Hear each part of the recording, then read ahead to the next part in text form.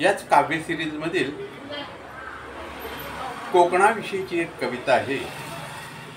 कोकणला भले दरिद्री म्हणणारे लोक कितीही असू देत, 60च्या दशकामध्ये एका कवीने कवितेचं अतिशय सुंदर वर्णन कोकणचं केलं आहे। कोकण किती वैभवशाली आहे, सुंदरतेने नटलेलं आहे।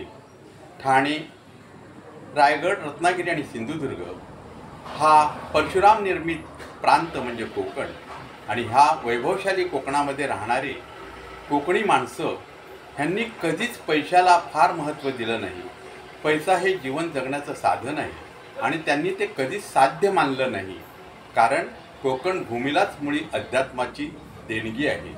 आणि म्हणूनच तर कोकणाविषयी खूप चांगल्या कल्पना कवींनी मांडलेल्या आहेत। तर मग ऐकूया।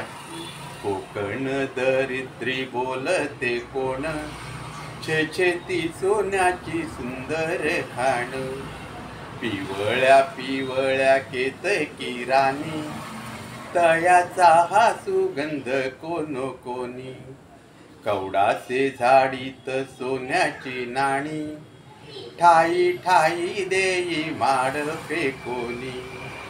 कोकण दरिद्री बोलते कोण, छेती सोन्याची सुंदर खाण। धन्यवाद।